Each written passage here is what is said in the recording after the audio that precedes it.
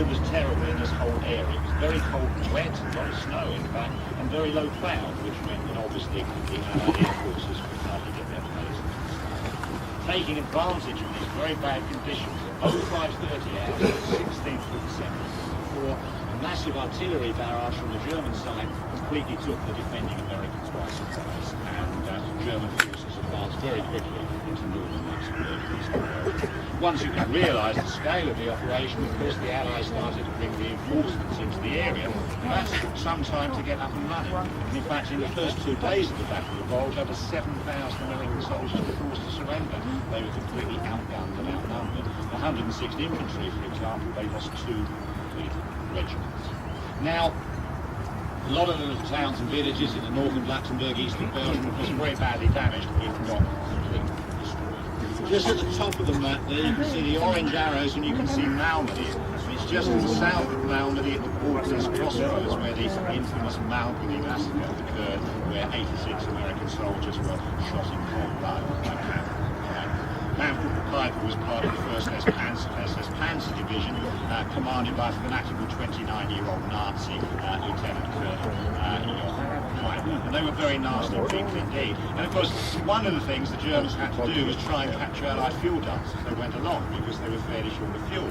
At Stavelot, just to the south of Malmedy, Stavelot, a little village on the top of a hill, and there was a big fuel dump there. And as Piper's group was coming up the hill, the last remaining few American soldiers there and some of the residents, they tipped all the gasoline down the hill, set it on fire, which held back Piper's men for several hours.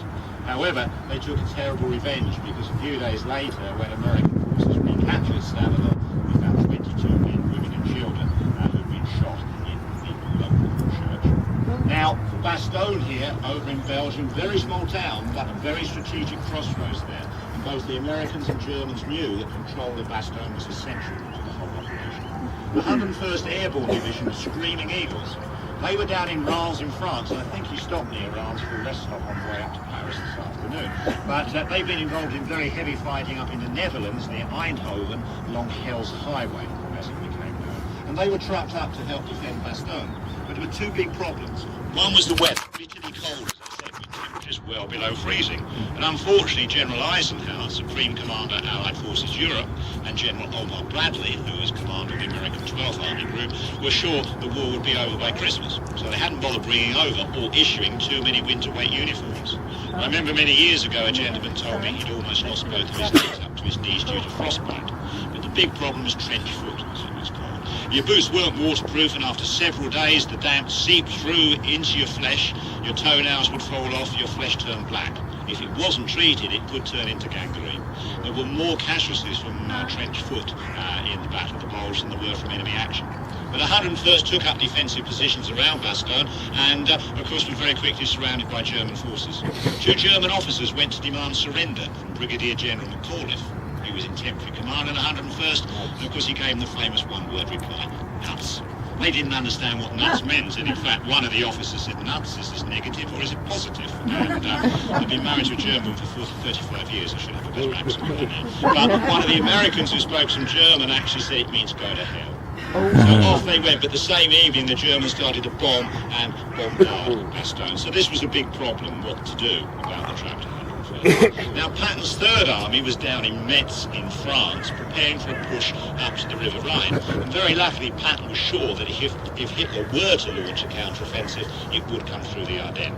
So he'd already had his officers work out contingency plans, and at the big staff meeting on the 19th of December at Verdun, he surprised Eisenhower and Bradley by claiming within 48 hours he could have units up at Bastogne to help relieve the trapped 101st. Nobody believed him because of the atrocious conditions, but unbeknown to them, he'd already got units of his beloved 4th Armoured Division moving up towards Bastogne. And on the 23rd of December, they managed to push a corridor through the Germans to the south of the city, and the 101st, by then they were calling themselves the battered bastards of the bastion of Bastogne, were relieved from their predicament. And then very luckily the skies cleared, which meant of course that the Allied air forces could bombard the Germans. The advance was stopped just 60 miles into Belgium, just short of the River Meuse. They went into reverse, and officially on the 25th of January 45 the bulge had disappeared. But it actually wasn't until the middle of February that the last Luxembourgish town, Vian, in here right on the German border, was completely liberated. Ettelbruck here, by the way, it's on the edge of the Luxembourg Ardennes. It's also called Patton Town. There's a statue of General Patton there and a Sherman tank.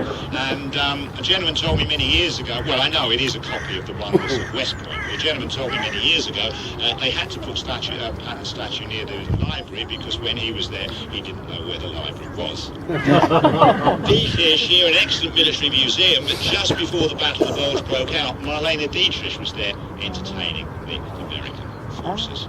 And then you visited the old city of Trier. You know it was founded by the Romans in 17 BC. Now General Patton, and indeed most of his family, firmly believed in reincarnation. Some people say he believed he crossed the Alps with Hannibal and his elephants. Others that he'd been a general in the Napoleonic Wars. But he certainly believed that he had fought in Caesar's Roman armies. So at the beginning of March 45, he insisted he was going to capture the old Roman city of Trier. But he only had an infantry division and an artillery division. And Omar Bradley, who by then was his superior, sent him a message which must have said something like, "George, please do not attempt to capture Trier with just 2 divisions. You're going to need 4. Just leave it around. Go around the city. Leave it alone." Patton sent a message back to Bradley. "Brad, I've just captured Trier with 2 divisions. What should I do now? Give it back to the Germans." By the middle of March, the whole of the west bank of the Rhine in Allied hands, and it's here on the 21st, 22nd of March that American forces crossed the river using pontoon bridges. Another story, ladies, don't be too offended. Patton had his jeep stopped on the bridge right in the middle of the river, got out, unzipped his pants, peed into the River Rhine, and after saying, that's the pause that refreshes, he said, "I've been waiting to do that for a very long time." Now, why is the cemetery here? On the 10th of September 44, American forces, in fact the 5th Armoured Division, liberated this area and Luxembourg City. And it was decided this piece of land would be used as a temporary burial site. The first bodies started to come in. I tell you what, let's move out into the sun. It's a bit cold here. Yes. I'm going to go, let's come down to the railings here and in the sun. I've just realised I've got a heavy coat on this. So the first bodies started to come in December 44, and by 1948 there were 8,412 bodies here. It was then decided this should become a permanent cemetery and memorial. The bodies were exhumed, a lot were identified which hadn't been identified up until then, and they were all reinterred in 500-pound bronze finished caskets. It's then the relatives were given the opportunity of repatriating the remains of their loved ones if they wished, and 5,050 did that. Those bodies went back via the port of Antwerp. But they brought another 1,700 in from another temporary burial site across the border in France, making 5,076 graves here, and that is the number we have today. In 1950, Luxembourg wanted to give this piece of land as a gift to the American people to say thank you for the liberation. Actually, General Pershing liberated Luxembourg at the end of the First World War. But the then administration had problems with extraterritoriality. They did not want to own a piece of land outside of the United States. The American ambassador to Luxembourg, and that was Pearl Mister. The more mature of you may remember the Irving Berlin show, Call Me Madam. She was known as the hostess with the mostest. She was a big socialite. And she signed an agreement with the Luxembourg foreign minister giving this piece of land for use as a cemetery and memorial in perpetuity without taxes, without charges. So it's not American soil, but it's not costing you, ladies and gentlemen, anything. No rent, nothing at all. It took them roughly 10 years to build the various simple constructions here, and on the 4th of July 1960, in the presence of the then Grand Duchess Charlotte and her husband Prince Felix of Borden-Parma, the cemetery was officially inaugurated.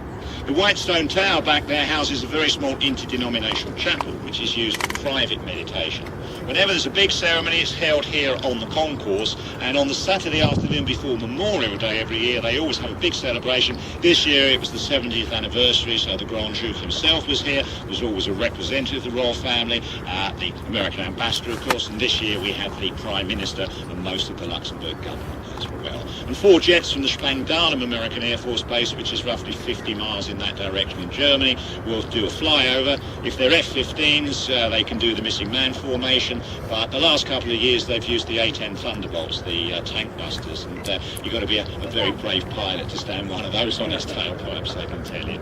Now, when the bodies were reburied, they were not reburied in any particular order, not alphabetically date of death or so on. Those bronze-finished caskets were put into wooden crates, and they were buried in trenches which had been dug out here in concentric arcs. Up until 1952, they had wooden markers above each grave, but in 1952, these white Italian marble stones were erected. They actually come from the Dolomites. Now, running this way below all of these headstones is over 6 miles of concrete beams. Each headstone cemented onto the beam, so it's in exactly the right position over each grave. There is another advantage. You can see how well they maintain the cemetery. The American Battle Monuments Commission, founded in 1923, part of the administration, so I guess you, ladies and gentlemen, the taxpayers of America, are contributing to that. If one of the gardeners should be working out there and accidentally hits one of the headstones with his tractor or mower, it should then just break off at the cement at the base and not be too badly damaged. The graves are all numbered. The rows are numbered and the plots are lettered, so if anybody comes to find a particular grave, that can be done very quickly. The inscriptions are on the stones are on the far side, which is facing out in the general direction of the United States of America, and wherever you stand in the cemetery, not one headstone is completely hidden by no one. 118 Stars of David are scattered out here. There's a couple just here in the front row on the left, and of course they are marking the graves of Jewish soldiers. There's 101 unknown graves here, the bodies have never been identified, and one woman, that is Second Lieutenant Nancy Leo, who was an American Army nurse. She wasn't killed in combat. She and some other nurses were driving around Paris in a Jeep in July 1945. They had an accident, and unfortunately Nancy Leo was killed. Originally she was buried in a Paris cemetery, but because her medical unit had served in this area, they decided to bring her here, and for some reason her family didn't wish to repatriate her.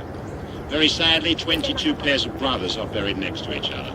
They weren't necessarily killed together, but they were buried together. 2 friends also buried side by side, and that's an example because one was killed in the Ardennes and the other was killed in North Africa, but their families asked if they could be buried together.